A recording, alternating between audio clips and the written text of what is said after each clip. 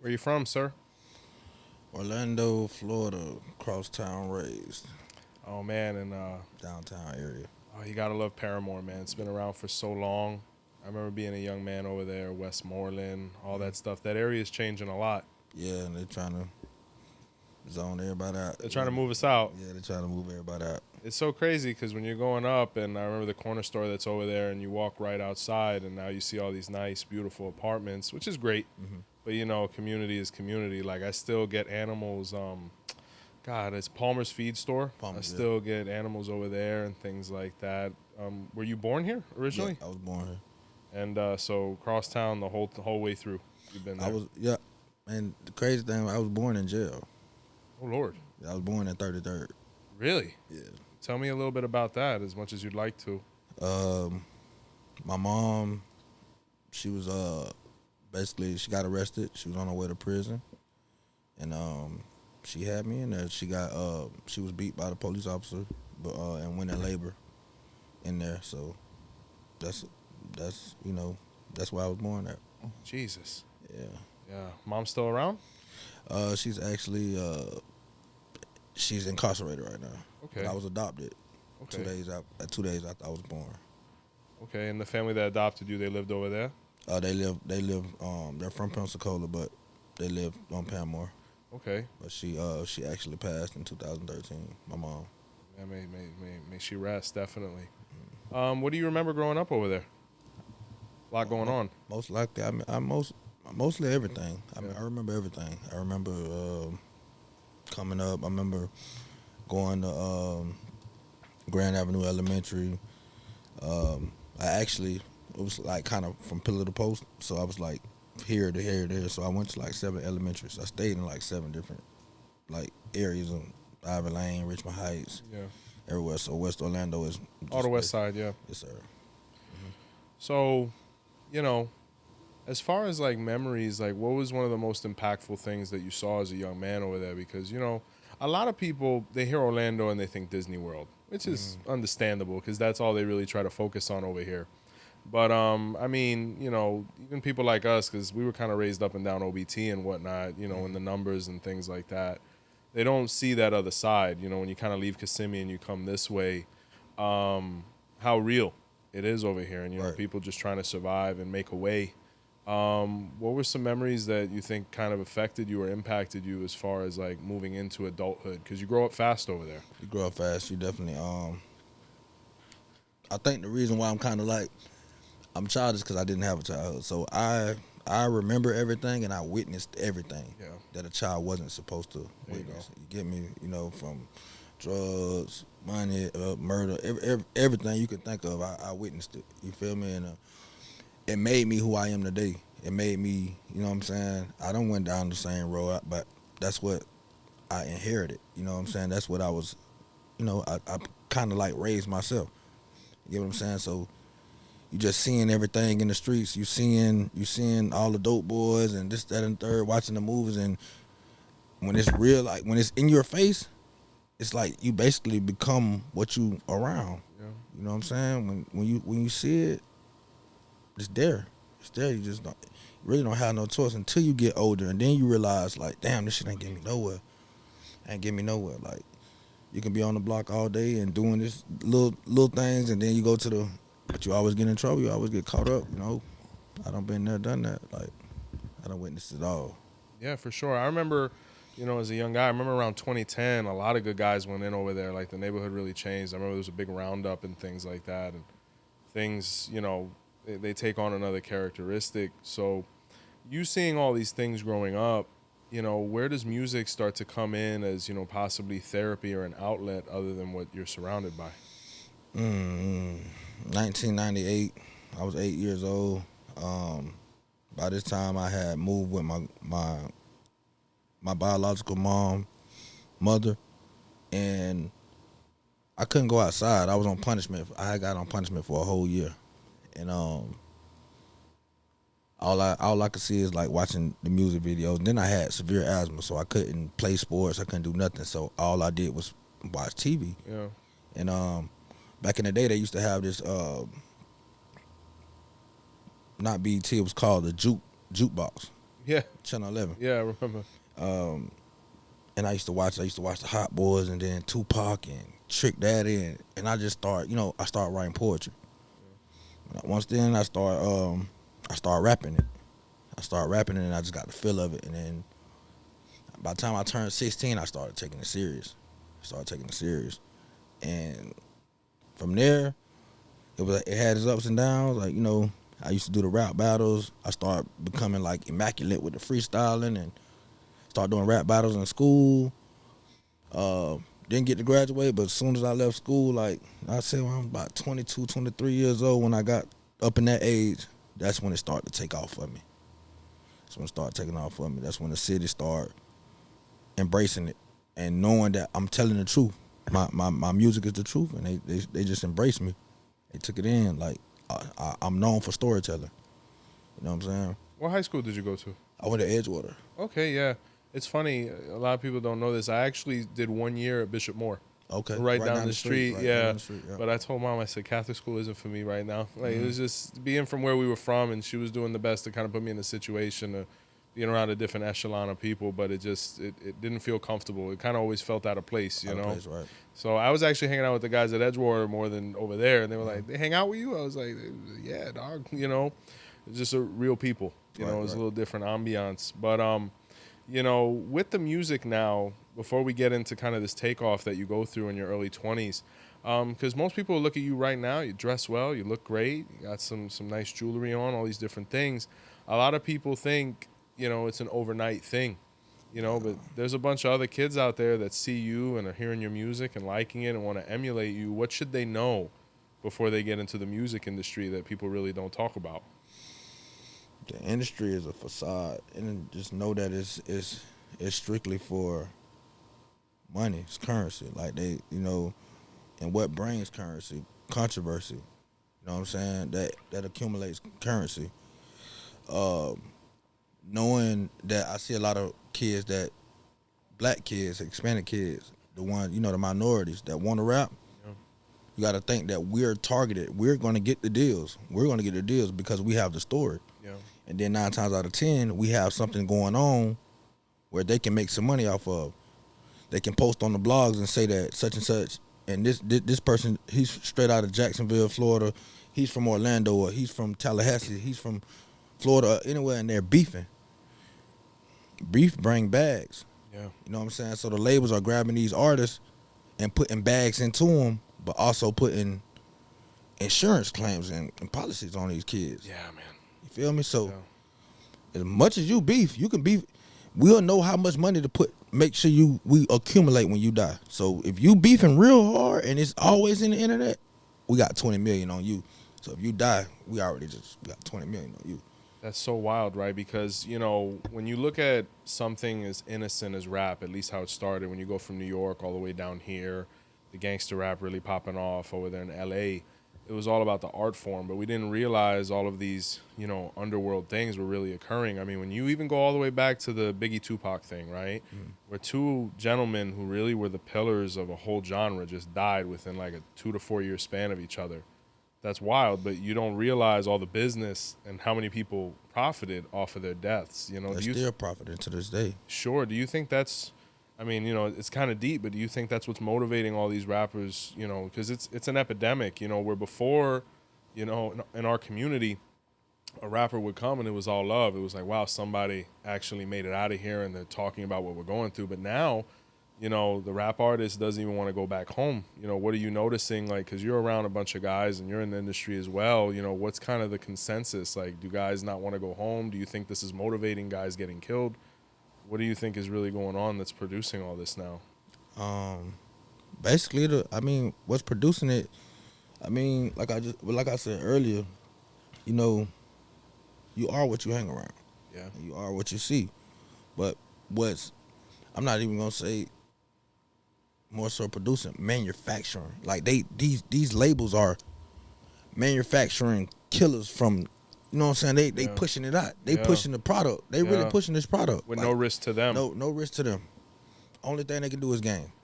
the only thing they can do is gain, and that's what kind of took me out of the scene. Yeah. You know what I'm saying? Like, it's like when music switched up, when it switched, I came in the era like, you know, tapes. I went from tapes to CDs, and now it's no more CDs. Now it's straight internet. You know, streaming. Streaming. You know what I'm saying? I had to transition and learn and how to adapt. Yeah. You get me? And the artists that just come in and already adapted to the internet, their main thing is to troll. And when they go to trolling, guess what? They go to producing. The labels go to producing that bag in them. You know what I'm saying? I don't see artists get 3-4 million, and they can't rap. Got no story. No, they're just nothing. visible. They're visible and they beefing. That's it. It's crazy. It's really scary, and I hate to use this term, but it's almost like slavery. It is. And the reason being is because you look, like you said, the minority, the story, the image, that which we've created, we're so marketable. But then, you know, it's kind of like you're funding a feud that provides no risk to you whatsoever without thinking about the benefit or lack thereof of the person that's going through it. You know, like, because when you look at a position like an A&R, right? Like back in the day, people actually cared about their artists. They're like, let's uplift them. Let's make sure they have everything they need. Let's keep them as comfortable as possible to make the best art possible. And what you're saying now is in less than 20, 30 years, it's the complete opposite now. Let's put them to have, let's really incite that feud. Let's really create that war. And, you know, there's a bunch of them going on right now. You know, it's like you look at these huge artists now, rather than making music together, everybody wants to go to war, you know, and then you wonder where it can end because, you know, the rapper, the nucleus, most people would think, well, I'm not too worried about them doing anything, but you think about that entourage. Right. You think about the gentlemen who depend on that person and all the people they feed and things like that. What are they willing to do to protect? Right. You know, what are they willing to do to preserve? And when that's your only stream, you know, people will pretty much do anything. Right. So that's really scary to hear from somebody such as yourself who's firsthand witnessing it, you know. That's what I'm saying. Like, what's a war without casualties? Like, you know what I'm saying? There can't be any. And nowadays, the war is getting funded and the casualties are getting funded to fight back. So it's just like, bro, we're going to make money off of the controversy. It'll never end. It's end. like you look even at the thing in Gaza, right? Not to get too political, but it hasn't ended in thousands of years. People have been fighting over the same river and the same 5-mile radius for thousands of years, and the government's funding it. You know, we're not thinking about the kids that are dying, the women, the bombs, the casualties, people that have nothing to do with this. And that translates into life right now. And it's crazy you mentioned trolls because the whole trolling concept, everybody's trying to become something via controversy. You know, the crazy thing about it is, though, I think if you're able to survive it, I think it's really not long-lived because eventually talent is going to have to expose itself because how many arguments can you have without having any substance? And I think only time tells, but it's a fluttering career, you know, as opposed to someone such as yourself. I mean, Orlando didn't have anybody for a long time. I remember there were a couple guys like, you know, the song about I-4 and stuff like that. But somebody, John Young, J Cash. Yeah. Shout out to all of them. But for someone such as yourself to be like legitimate MC, somebody that was coming out with music, how did life change for you when, you know, things like, at what point are you like, oh my God, I just got this many views? Like, what was that moment for you? Like, this is real. 2013. It's crazy because once again, the way I went viral was controversy. Yeah. Like I told you, 2013, January 4th, I got a call that my adopted mama died. Yeah. You know, I go to Pensacola, go bury her, come back. I come back January 12th. I'm getting ready to drop my album, my first mixtape. Nice. So we're doing production. I'm talking about we all in the rain with it. We so hungry for it. I don't know nothing too much about music, but I know how to rap. But we got our own team. We putting everything together. January 13th. No, I came back the 14th. I'm sorry. The 15th, we shot the videos. We was getting ready to release for that Friday. January 16th, the video was getting released. I had to go pick some CDs up. We had got like a couple thousand CDs pressed up. in the midst of me going down the street, I was leaving Arlington Street, right behind the Wawa on the trail in 50. I was leaving there. I go to Pine Hills, pick my CDs up, come back. I never in my life seen so many OPD officers. Jesus. They shot my studio up. What? They killed my best friend. They shot my homeboy in his legs. And I was supposed to be there. Yeah. I was supposed to be there. They killed a 19-year-old kid, and that story went viral. He died for no apparent reason. They had no business being there. They had no real warrants. Nothing. These officers, 6 officers, came up with their own task force by themselves. They didn't get no consent from no judge, no nothing. All they had was an informant. Walked up to my window and opened fire. Killed the kid in my studio. My best friend. We slept on the same couch in that same room where they killed him at. Every day. Every day. We was working. He was getting ready to go to school. Never been to jail. This kid never had no criminal history, nothing. No criminal history or nothing. That story went viral. So now I'm viral, but I'm dropping my music in the midst. We pushed the music out through his name, through Wuda. And it just kept going on. Then we started getting harassed. So now I'm starting to go viral by posting them. Like, I went to jail like 3-4 times in 3 months, 4 months. I don't bond for this, but I'm beating them because I'm really getting harassed. I got a lawyer. My lawyers, like, they showing that I'm getting harassed. 2014, the next year, I dropped the biggest song that popped me out, Jigging and Finessing, blowed the whole city up. But now, mind you, I'm already on the police radar. Yeah. Because when they shot that studio up, all they see is Tonii Boii posters, Tonii Boii pictures, this, that, and the third. You know, I shoot a video, Ivy Lane, the video go viral. They find out where I'm at now, because I done got from cross town. I done left cross town. Yeah. Go to Ivy Lane, they find out where I'm at. Hit that spot. You know what I'm saying? They hit that spot. So now everybody, it's just a viral rotation with the police. Like, you know what I'm saying? And sadly, that's what took me up. That's what took me up. That's a lot of pain at once, brother. I mean, to bury the woman that raised you, especially under the circumstances that she took you in, and then to lose your best friend over something completely pointless, it's really an indicator of a man. I mean, when you go through that all at once, you know, it'll really test your psyche and your fortitude, and for you to even just want to continue with what you're doing, it's nothing short of being a warrior, especially when you have a whole establishment against it. And maybe that's the reason Orlando, up until now, and you really never had nobody, because it's Mickey Mouse. You know what I'm saying? No one wants to interrupt that cash flow, you know, the rat's cheese. No one wants to touch it because they take that personal. I mean, they even went to war with the governor. You look at what happened with DeSantis and everything. They were ready to pull him out on him. So, you know, it's pretty wild. Now, what's even wilder is, you know, because I know that corner very well, like the Magic's down the street, like, you know, it went viral, but, you know, I wonder now, you know, how many stories don't go viral? Yeah. You know, how many times is this happening? I mean, you know, police violence, and I already know your answer, but, you know. They actually they tried to sweep it under the rug. Of course. But the voice had done got so big, his mom was not letting up. That should have been more viral. God bless the dead, but it was worse than Trayvon Martin. It was way worse than Trayvon Martin, because if you seen the crime scene, it was a massacre. They trashed the whole building. They was cutting, clipping, and cords, like cameras, and they clipped everything. They was trying to. They waited a whole hour to call backup or the ambulance after they shot him. They wanted to make sure he was gone to get their story together. Yeah. Then they came up, when you watch the news after that, because it hit the news immediately. 30 minutes later, it was 3 stories. It was 3 stories in less than an hour. They said they came for a knock and talk.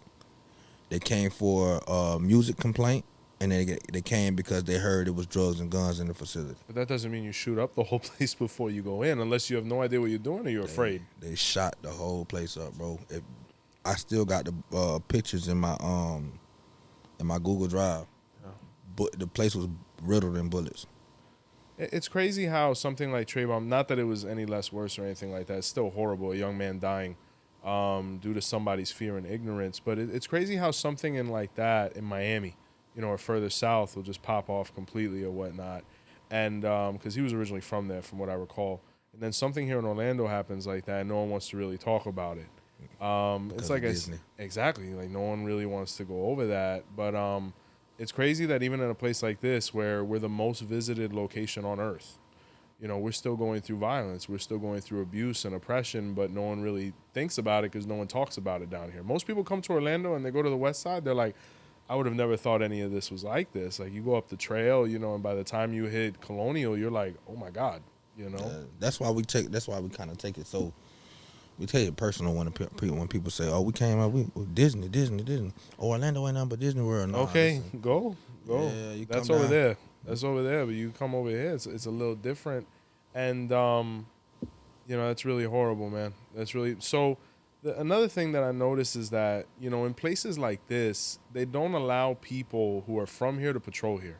I've noticed that a lot of the guys that work the Central Florida area, they come from other places because everybody's trying to move here. Mm-hmm. So that's a real big issue, because when you look at other places that do the same thing, that's really where all these occurrences of, kids getting killed, minorities getting killed and whatnot, because they don't know how to interact. Like, I'll never forget my father-in-law, who was a son of Odua as well, ironically, 𝗵𝗲𝗹𝗁.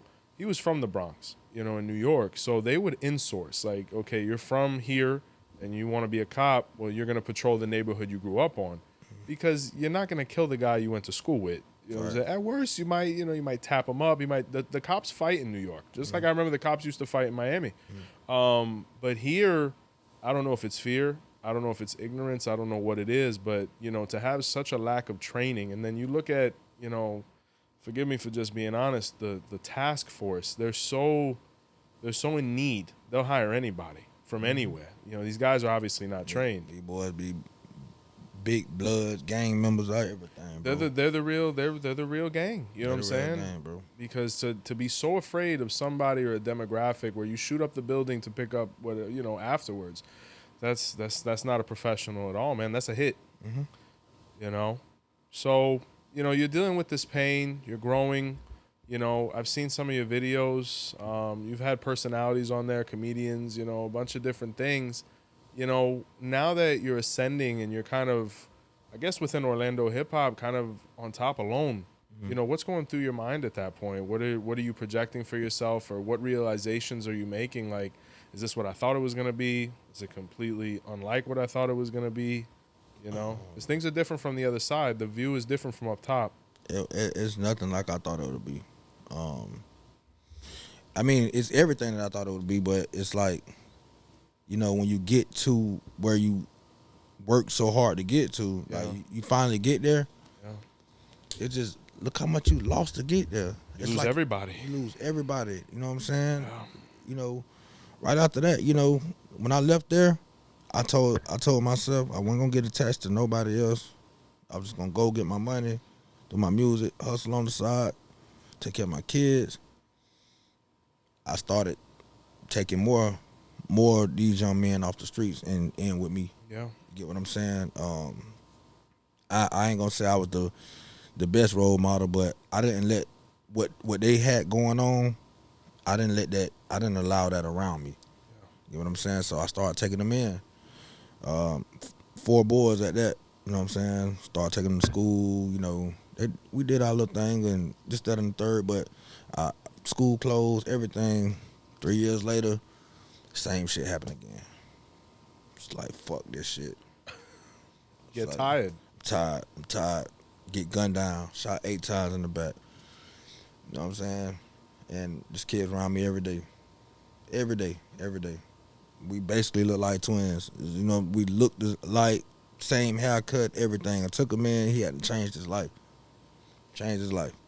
All he know how to do is hustle. We're gonna get him some money on the side, but he wasn't doing what he was doing. He wasn't breaking in no houses. He wasn't robbing. He wasn't doing none of that no more. Yeah. Now, if you listen to my music, in the introduction of all my music, you'll hear me say, "Get up, 𝘃𝗶𝗱𝗶𝗍."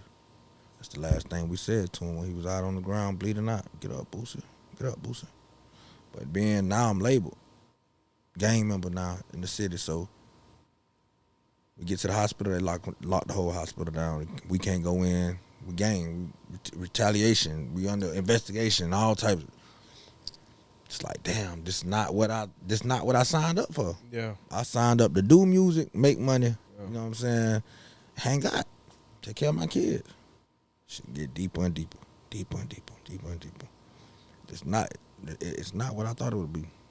I have a godson, right? And you know, he was incarcerated for about 12, and I remember he got out. He received his hand of Ifa. He turned his life around. He has a beautiful baby girl now, and we had a conversation recently, and he said, you know, Baba, you know, what do I have to lose to be successful? And I had to look at him very solemnly and say everything, you know. And when you hear a situation like yours, there's very few things that the street hasn't penetrated into at this point, whether it's music, unfortunately, even Ifa, right? There's just too many people in need and too many elements. Because if you get enough men or people around, you're going to see how personalities mesh and how it usually goes left, right? You know, so it makes sense. I mean, as horrible as what you went through is, you know, the more visible we are, the more attention that's on us. You know, if we're not careful, the people around us and situations bring things that we're trying to move away from. So, you know, I empathize with you and, you know, your losses and whatnot, because it's just horrible that no matter what some people try to do to better themselves, you know, certain things follow them, you know. I don't think, I mean, I don't know. Just my Odua says that though. You know what I'm saying? Just being with a good heart. And it's gonna bring a lot of pain. You know what I'm saying? I'm still enduring it. Yeah. Still enduring it. And I think this is a great point to really touch on Ifa now. So, at what point did spirituality become apparent to you? Like going all the way back to the beginning. Did you believe in God? Were you in the church? You know, what was that upbringing like spiritually? No. 90% of the black kids in the crosstown neighborhood was raised by their grandma. Yeah. So you was brought up in the church. Yeah, you was definitely brought up in the church. You cannot tell an old black lady nothing about Jesus Christ. No. Can't tell them nothing about Jesus. There's a photo right there in the kitchen. Yeah. We're looking at him every Sunday. Mm-hmm. The white one too. With the blue eyes. Yeah. It don't even be the black one with the dreads. No. They don't show Samson. Nah. You know, and I really got kind of connected spiritually, not with Ifa, but with just myself. 2011, I was cutting hair in a barbershop, and God bless his dead, this man named Mr. Mike. He made me understand bullshit from the truth. There you go. That's a big lesson, though. You know what I'm saying? A guy came in, fixed the AC, and he said, it was so hot in there, and I said, man, thank you, Jesus. And he said, why you just didn't thank the guy that fixed the AC? And I said, well, it's like, man, thank the guy that fixed the AC. And then he was spiritually telling me how people are God body. It lives in us. So I went to moving on that kind of that way. 5%er type mentality. Yeah, for sure. I went to, you know, researching, looking up the hidden colors and, you know, paying attention to the signs and the messages and everything. And I'm like, wow. It's deep. Yeah, it got deep. It got real deep. And, you know, I studied it and I kind of fell off from it. And then it wasn't until 2021, remember the end of 21 where I got into Ifa. Yeah. Ifa. If it was, I started off in Palo. Okay, what was Palo's experience like for you? What did you gain from that? What were your thoughts on it when you went through it? Palo gave me everything I asked for, but I had to feed. Yeah, you know, I had to do what I had to do. You know, and but it's just like it didn't last. It's quick. It's like as soon as I ask for it, I get it, and then it just go back to what, you know what I'm saying? Yeah. It's like, damn, man, what the fuck? You know? Yeah. But I didn't know anything. I'm thinking I'm walking into Ifa. Yeah. Which I was, but I walked into the. Just a different path within it. Yeah, for sure. Yeah. Because that's the thing. Palo's always been so attractive because it moves like the wind. But the durability, depending on what you're doing, of course, it can be questionable. So I've heard that a bunch of times too, where it's powerful. It's quick, but, you know, the effects, you kind of got to sit back and wait for, you know, the boomerang to come back. Like, how's it coming back, you know? Yeah, everything I asked for, it gave it to me. But it was like, damn, why as soon as I asked for it, I thought I was doing everything the right way. Yeah. Like, you know what I'm saying? Because I'm not doing nothing wrong. Yeah. But it's like, as soon as I ask for it, I get it. Then it's like, damn, I got to go ask something else because it's taking it away from me that quick. You it's know what constant. It's one after the other. So when you first heard about Ifa, what were your impressions? Because you're in Palo, you're having this experience, and then they're like, oh, but there's this. You know, what was that like? Okay, let's see. The experience was when I heard about it, when I got introduced to it, I got introduced to it like I was just going through some shit. You know, I was just going through a lot, and when I got introduced to it, somebody told me, "Hey, go get a reader." Like, man, I don't, man, hell no. I don't want to know. I don't even want, not even that, because I used to see people with the 𝘃𝗃𝗃𝗃 on. Sure. It's like, man, hey, bro, keep that away from me, bro. You know, I'm just me. You know what I'm saying? I'm not saying Jesus Christ. I'm not. You know, I walk in and I finally go get a reader. I finally get a reader. You know, I get and bro, I never seen nothing like it. But this man, like, it's like somebody gave him a book on me. They take a picture of you. Yeah, it's wild. It was like, bro, everything that I was going through, this man told me. He don't know me from a can of paint. Never met me. Yeah. Never met me. He asked me. It wasn't until the second time I went, well, the third time I went, and I was like, how long you been? I walked out the gate and I was like, how long you been practicing Ifa? I mean, how long you been a 𝗵𝗸𝗶𝗶? Like, I'm not a 𝗵𝗸𝗶𝗶. Like, what are you? He's like, I'm a 𝗵𝗸𝗶𝗶. Oh, okay. You know what I'm saying? So I didn't even know I was in Palo. Yeah, that's so many positions. So now I go to doing the research on the 𝗵𝗸𝗶𝗶s and the 𝗵𝗸𝗶𝗶s. Understanding the difference. Yeah, that happens. Now I'm trying to understand.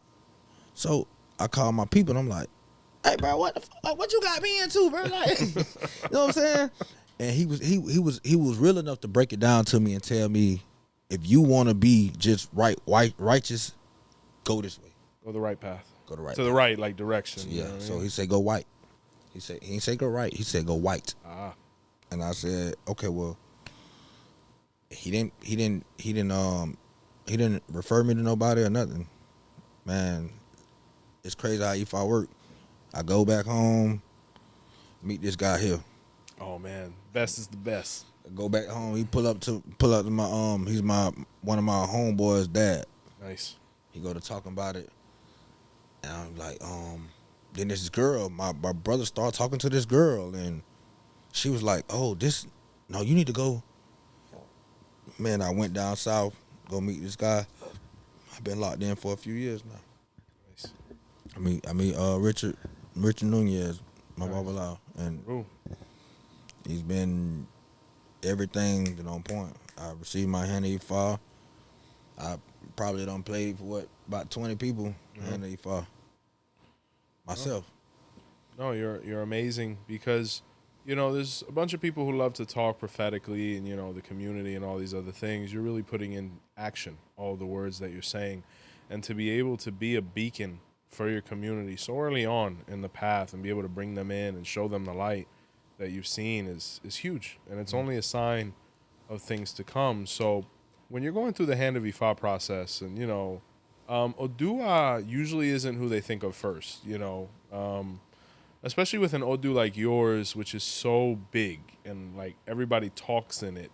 How many people did they ask for first? And, when it came out, everybody. I would imagine. So when you hear them ask for Odua, what's going through your mind when it comes out? I don't even know who Oduwa is because I haven't learned nothing but the main orishas. Yeah, the 𝘃𝗶𝗃𝗃s, the 𝘃𝗶𝗸𝗃𝗃, etc. Yeah, so I'm like, well, who's Oduwa? Yeah.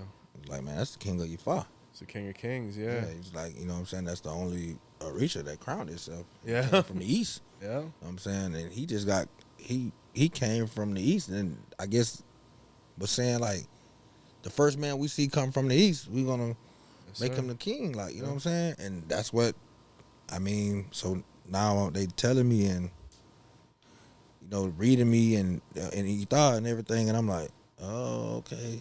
But the characteristics match up. What characteristics do you resonate with as far as your guardian Orisha? What do you notice that you have in common already? Odua had a temper. Yeah, he did. Odua had a temper. And Odua, he was an introvert. He liked to be alone. You know what I'm saying? But he was the 𝗃𝗍 that would take off his shoes and put on your shoes to walk through, just to feel what you was going through. Absolutely. You know what I'm saying?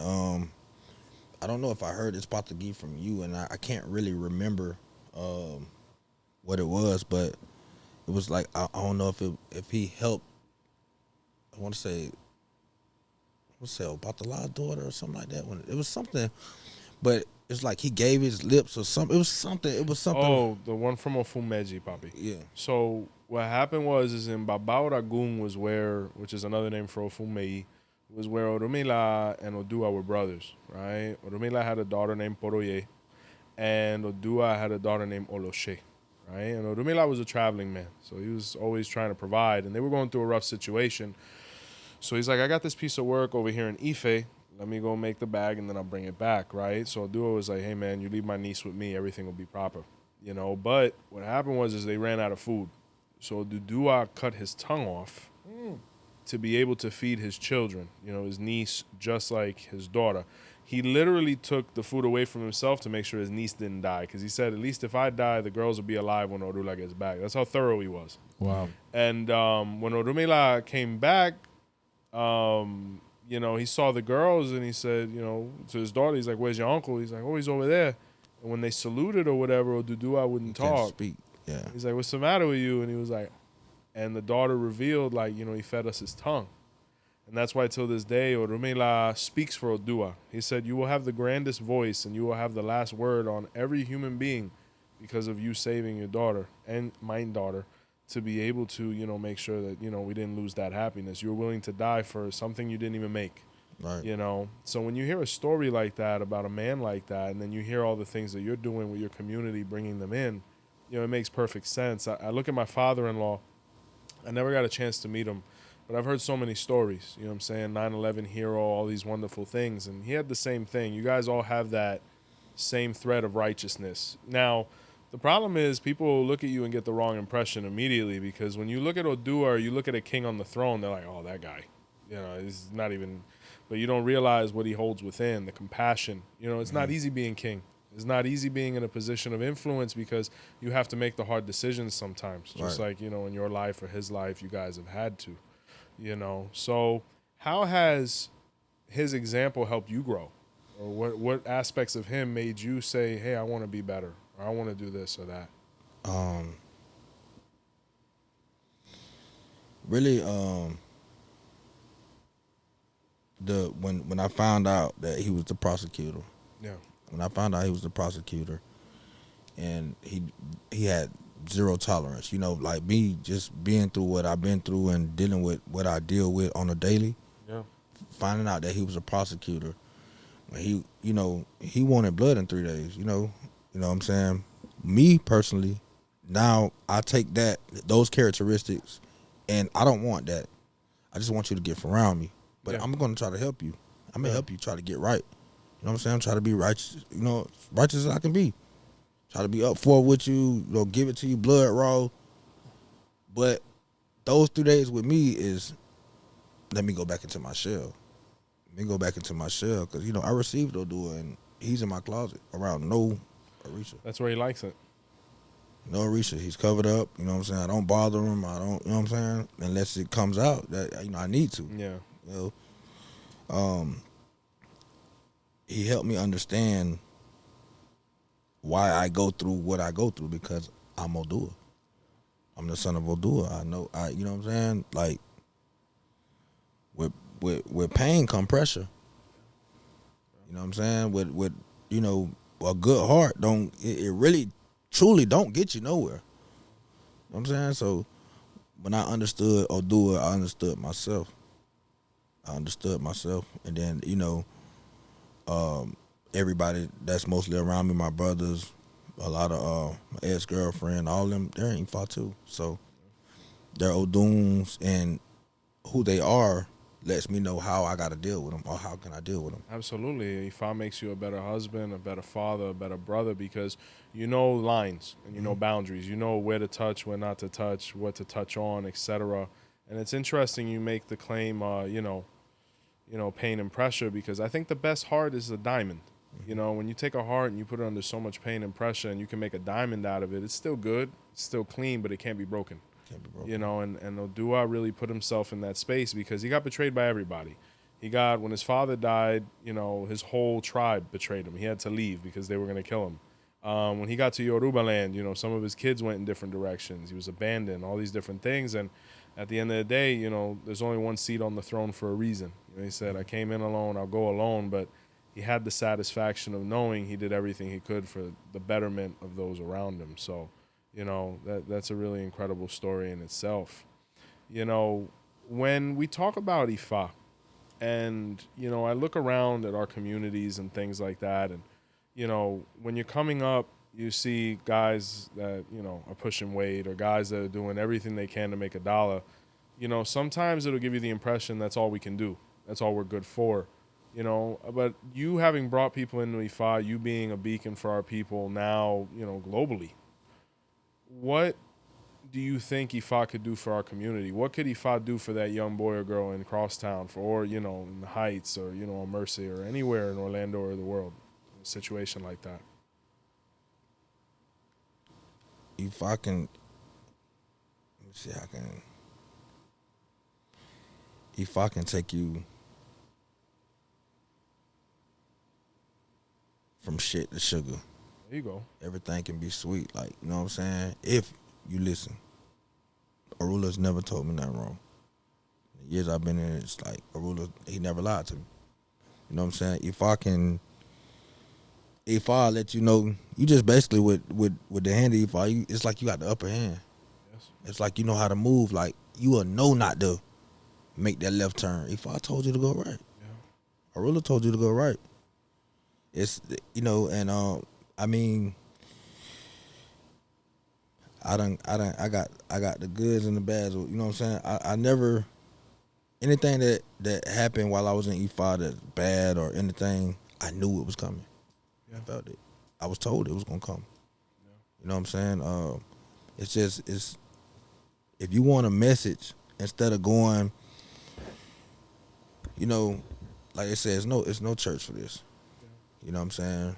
If you want, you go to church. I still go and listen to the word. I like the music. It's still a good word. It's still a good word. Yeah. You know what I'm saying? But Ifa's the word. It's the message. It's the message. You know what I'm saying? It's to people out there that think that when they see the 𝘃𝗵𝗃, that's what I went viral for the other day. Yeah, Phil was the one who actually brought it to my attention. I said, I know him. You know what I'm saying? Because I told him the famous story of when we met at the farm and whatnot, and, it was just a very nice interaction. But, you having the courage to do that, did you get any backlash? Have you gotten any backlash in general? I got a lot of backlash. Yeah.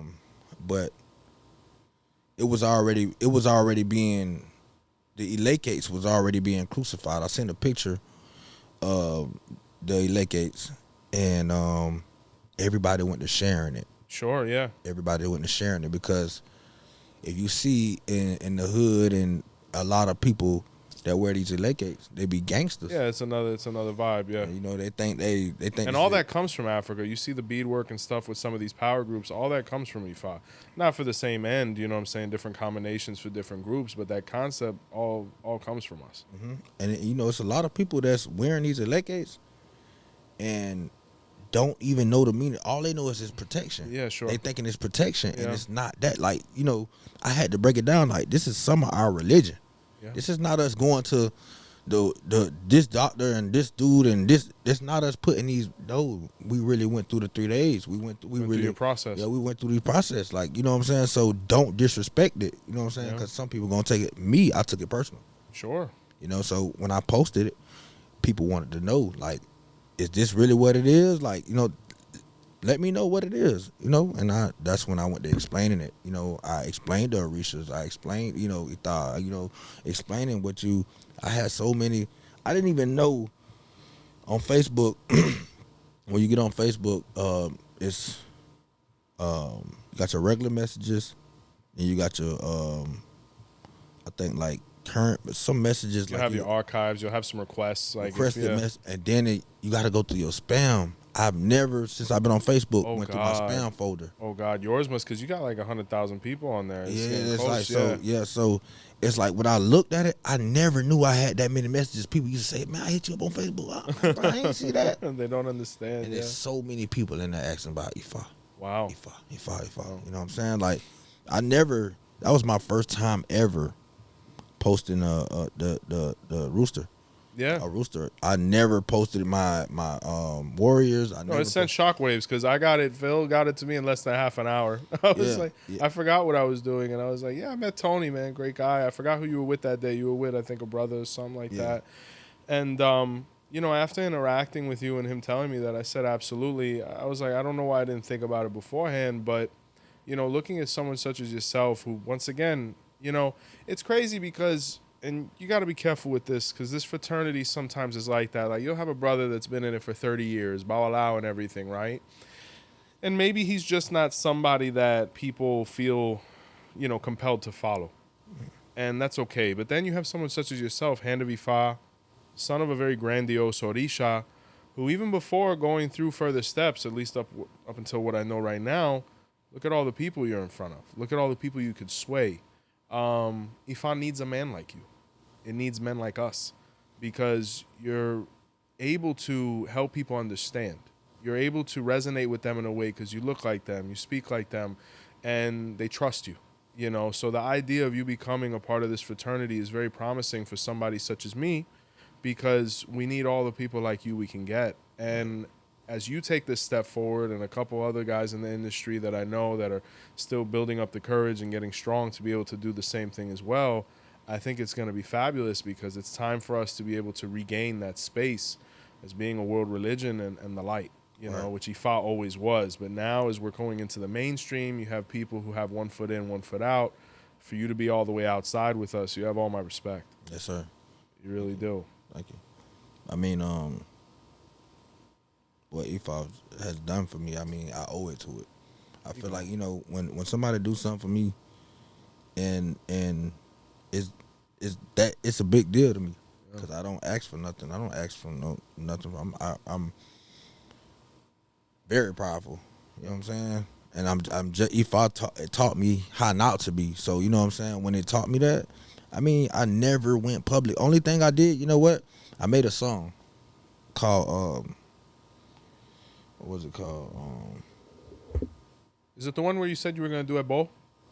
Because I thought I saw a clip about that as well, where you were rocking the necklaces and you mentioned it a couple times. I was like, oh God. I got one of those songs, but I like that one. I've been putting Ifa in a lot of my music now. Yeah. You know what I'm saying? So it was one song. It's called Purpose.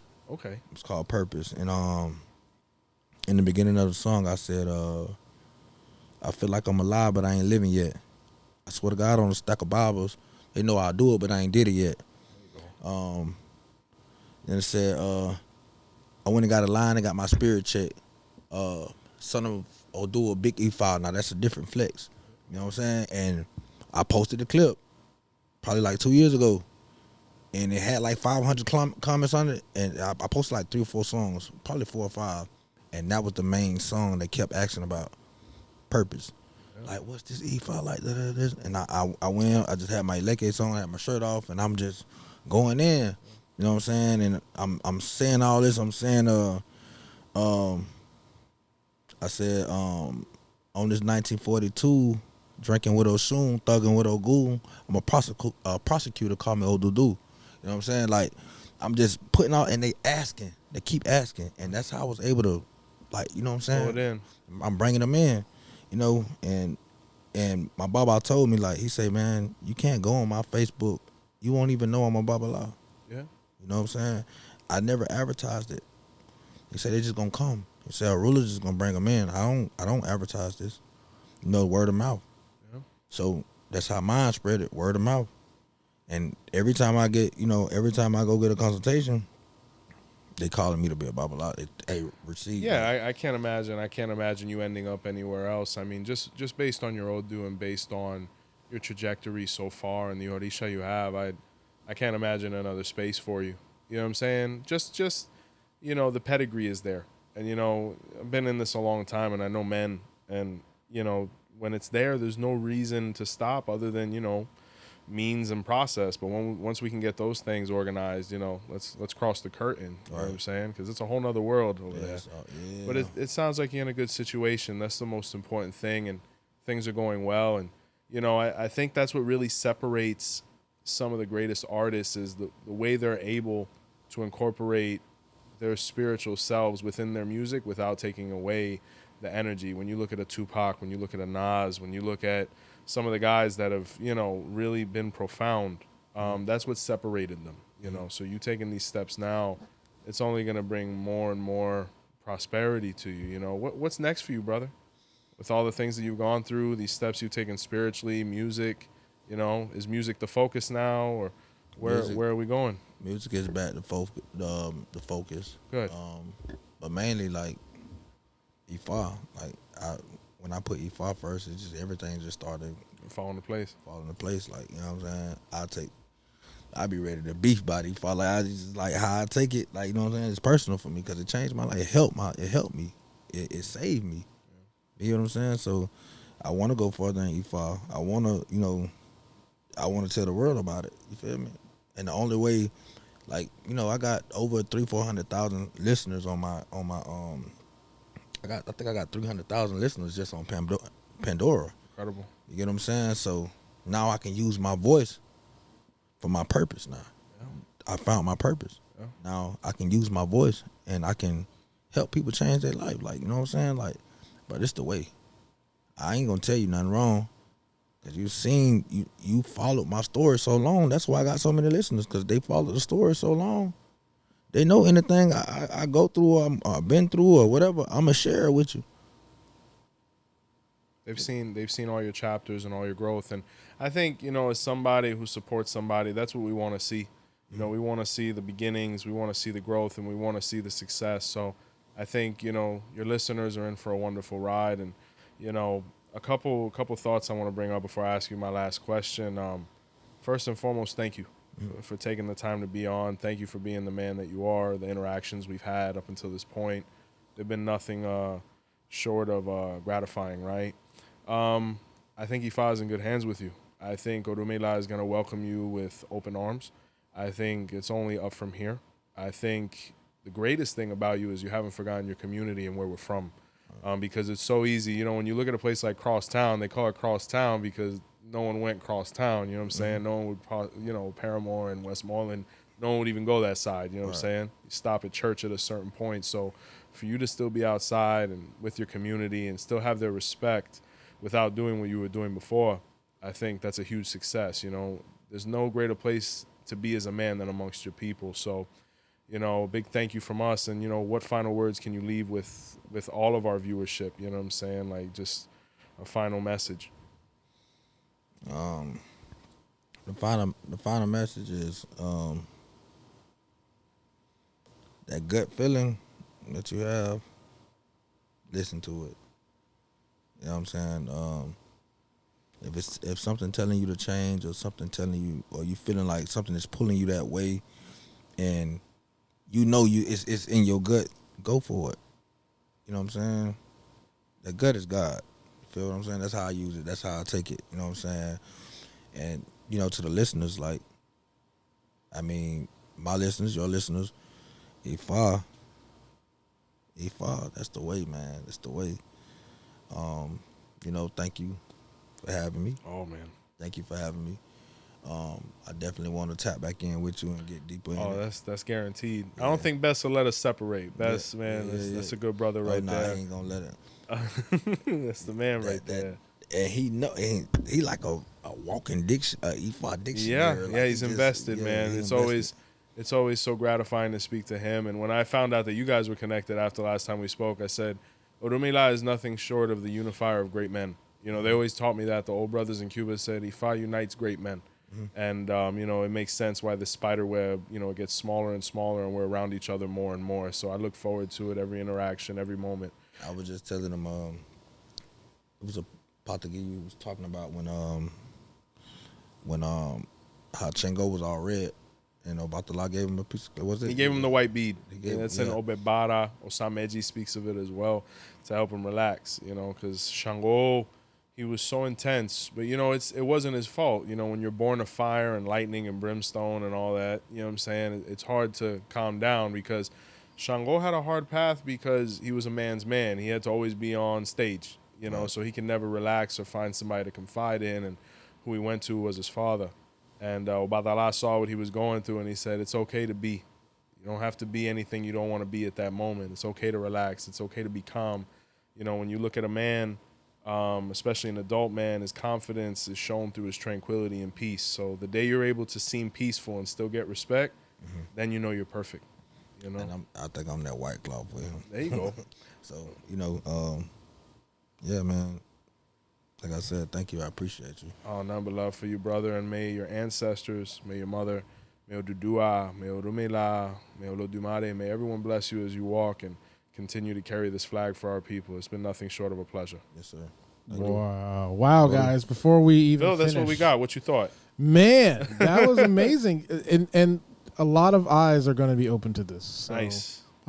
When the episode gets released, I expect a lot of people are going to be asking a lot of questions. Yeah, it's going to be a beautiful flex for sure. So, well, speaking of flexes, I think it's time to flex that muscle. You know what time it is.